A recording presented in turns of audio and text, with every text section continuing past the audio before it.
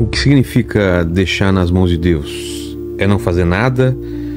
É esperar? É orar? O que significa? Cara, essa é uma boa pergunta, porque é uma dúvida que muita gente tem, né? Entregar os seus caminhos ao Senhor significa abrir mão da tua agenda para viver a agenda dele, abrir mão do teu governo para viver o governo dele. A verdade é que muitas vezes a gente atribui para Deus a consequência de algumas crises sem nunca ter entregue para ele o controle.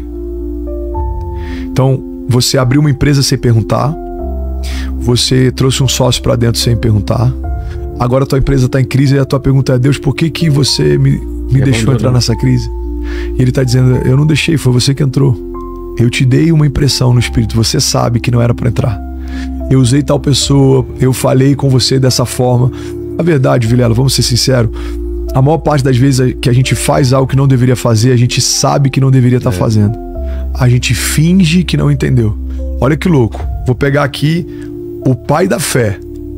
A Bíblia fala que Abraão, ele tem uma promessa de Deus de que Deus daria um filho. E ele vai lá e faz um filho com a escrava. E aí então Deus dá para ele um filho. E aí em um determinado momento Deus vira para ele e fala assim: Abraão, pega o teu único filho, aquele a quem você ama, e sacrifica. Primeira coisa que me chama a atenção: Abraão tem 2 filhos, mas Deus chama Abraão de pai de um filho único. E essa coisa, a gente precisa entender que Deus não considera o que não começa nele, a tal ponto de dizer para Abraão que ele só tem um filho porque foi só um filho que ele deu, o outro foi Abraão quem fez.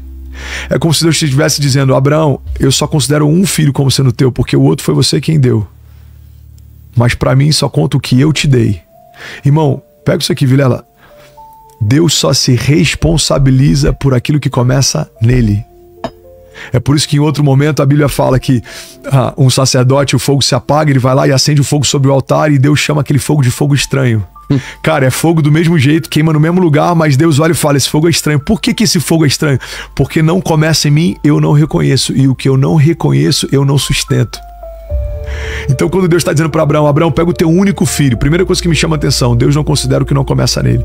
Segunda coisa que me chama a atenção, cara, Deus sabe que a gente é especialista em fingir que não está entendendo o que Deus está dizendo. Ele é redundante. Cara, Deus, ele fala de forma redundante com Abraão. Ele fala: Abraão, pega o teu único filho, e só para você não ter dúvidas, aquele a quem você ama. E por que Deus está dizendo isso, Vilela? Porque ele sabe que se ele não fosse óbvio, Abraão poderia fingir que não entendeu e pegaria o filho da precipitação e sacrificaria. Mas Deus está dizendo em outras palavras: Abraão, só para não ter dúvida, eu quero tocar onde dói, tá? Eu quero que você pegue o filho da promessa. Eu quero que você pegue o seu preferido. Eu quero que pegue aquele que sangra o teu coração. É ele, o único filho que eu te dei. Pega ele e me entrega. Irmão, se Deus precisa ser redundante com o pai da fé, vamos ser sinceros, tem muitos momentos que a gente finge que não está entendendo o que Deus está pedindo. Você quer muito uma coisa, aí a sua mulher fala assim: amor, eu não sinto paz. Cara, minha mulher não sabe o que ela está falando.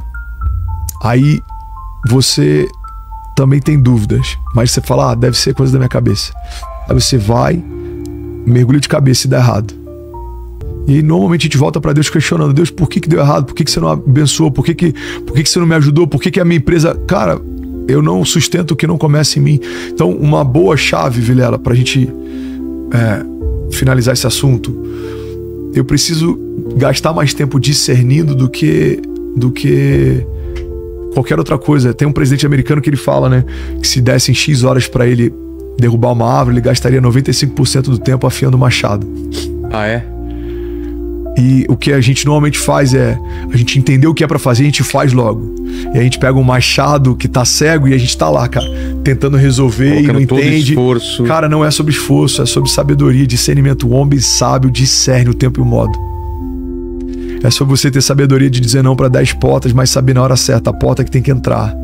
É você discernir quando a mensagem dessa secretária não é legal e você precisa demiti-la. É quando você perceber uma motivação de um funcionário, você falar, cara, essa motivação não tá legal.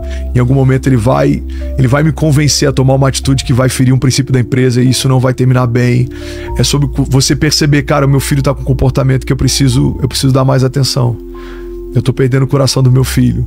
Meu casamento não tá indo bem, a minha empresa, enfim. A maior parte das vezes os sinais eles são claros, só que a gente escolhe negligenciá-lo.